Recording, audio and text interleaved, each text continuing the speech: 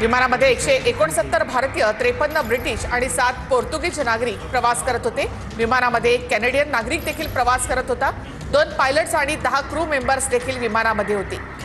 विमानाने take off घेतलं 1:39 आणि त्यानंतर अवघ्या काही क्षणातच हे विमान कोसळलेलं आहे। विमानाचा मागचा भाग जो आहे तो झाडाला अडकला आणि त्यामुळे अपघात झाला असं बोललं जातंय। मात्र एअर इंडियाकडनं या अपघाताची कारणं शोधली जातील असं म्हटलेलं आहे। आकडेवारी सध्या समोर आलेली आहे। यामध्ये 169 भारतीय, 53 ब्रिटिश नागरिक, 7 पोर्तुगीज नागरिक, 1 कॅनेडियन नागरिक प्रवास करत असल्याची माहिती आहे।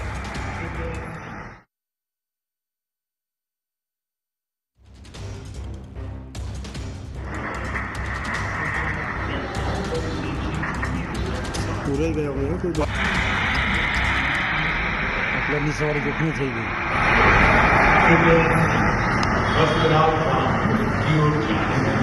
तर विमान नेमकं कसं पडलं ते आपण या ठिकाणी ग्राफिक्सच्या माध्यमातून पाहतोय। 1:39 विमानानं टेक ऑफ घेतलं। टेक ऑफ घेतल्यानंतर काही क्षणातच हे विमान मागच्या बाजूनं या ठिकाणी कोसळलेलं आहे।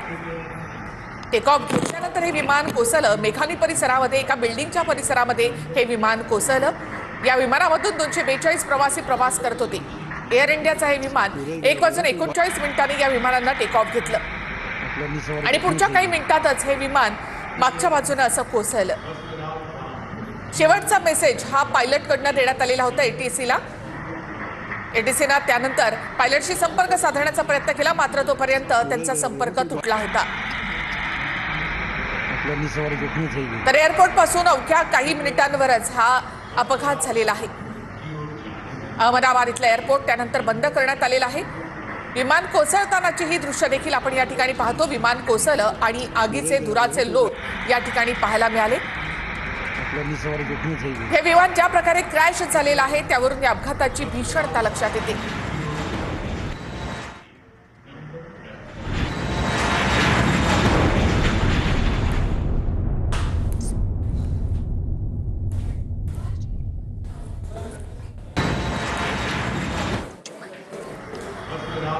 तर एअर इंडियाचं हे विमान अहमदाबादमध्ये कशा प्रकारे कोसळलं याची ही दृश्य आपण या ठिकाणी पाहतोय। भाजपचे देशपातळीवरचे सगळे कार्यक्रम रद्द करण्यात आले। तसंच मोदी आणि अमित शहा यांच्यामध्ये फोनवरून चर्चा देखील झाली। विमान कोसळतानाची ही दृश्य आपण या ठिकाणी पाहतो। 1:39 या विमानानं टेक ऑफ घेतलं होतं। गुजरातचे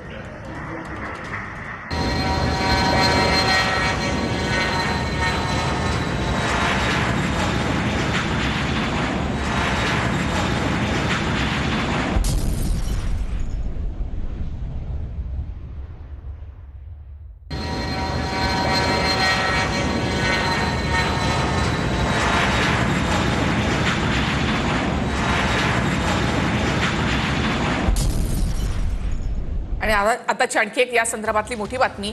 180056914444 एअर इंडियाकडून आपत्कालीन संपर्क क्रमांक जारी करण्यात आलेला आहे। या क्रमांकावर कॉल करून तुम्ही या अपघातासंदर्भातली माहिती किंवा आपल्या नातेवाईकांसंदर्भातली माहिती तुम्ही मिळवू शकता। तर एअर इंडियाकडनं आपत्कालीन संपर्क क्रमांक जारी करण्यात आलेला आहे।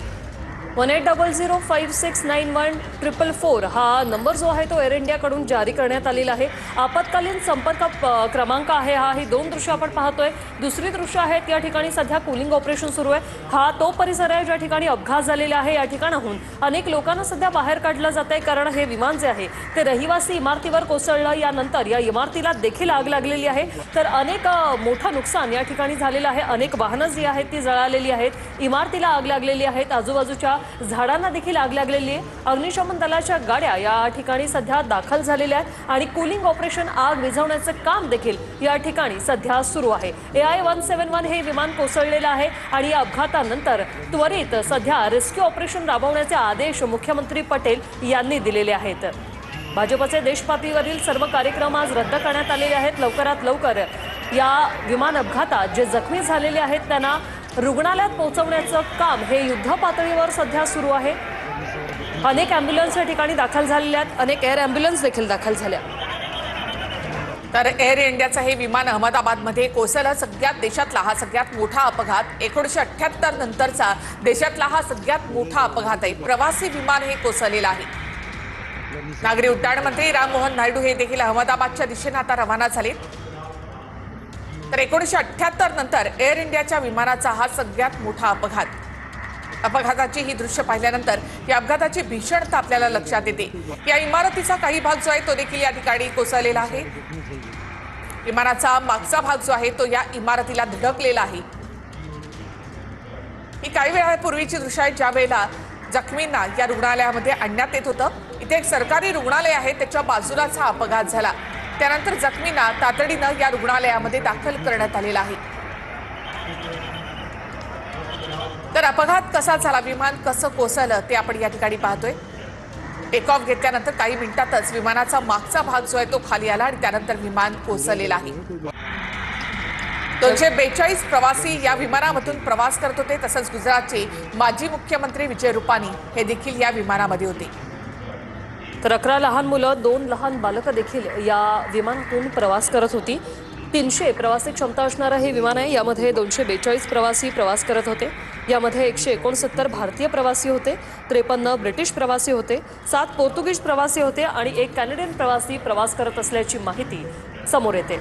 एअर इंडिया 171 असं दुर्घटना झालेल्या या विमानाचं नाव आहे। केंद्रीय गृहमंत्र्यांनी गुजरातच्या मुख्यमंत्र्यांसोबत फोनवरून संवाद साधलेला आहे। अमित शहा यांनी मुख्यमंत्री पटेल यांच्याशी चर्चा केलेली आहे, अपघाताची माहिती जाणून घेतलेली आहे आणि लवकरात लवकर रेस्क्यू ऑपरेशन राबवण्याचे आदेशही अमित शहांनी दिले। अमित शहा हे सध्या अहमदनगरसाठी रवाना झालेले आहेत। तर पंतप्रधान मोदी यांच्यासोबत देखील अमित शहा यांनी फोनवरून चर्चा केलेली आहे। तर अपघात नेमका कसा झाला आणि त्यानंतर अपघातानंतरची ही दृश्य आपण या ठिकाणी पाहतोय। विमान खाली कोसळल्यानंतर क्रॅश झालं या ठिकाणी आणि धुराचे आगीचे लोट या ठिकाणी पाहायला मिळत होते। त्यानंतर आता अग्निशमन दलाकडून या ठिकाणी कुलिंग ऑपरेशन केलं जात आहे।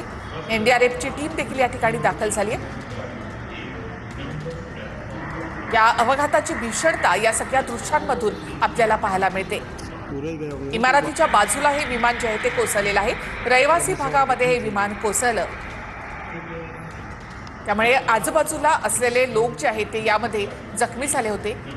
होरपळलेल्या या लोकांना जवळच्या हॉस्पिटलमध्ये दाखल करण्यात आलेलं आहे। हॉस्पिटलच्या बाहेरची ही गर्दी आपण या ठिकाणी पाहतोय।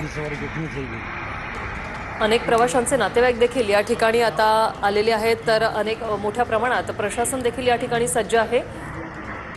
हा अपघात ज्या ठिकाणी झाला त्याच्याच बाजूला सध्या सरकारी रुग्णालय होतं। या सर्व जखमींना सध्या सरकारी रुग्णालयात दाखल करण्यात आलेलं आहे। रुग्णालय परिसराबाहेर देखील आता हालचाली वाढलेल्या आहेत।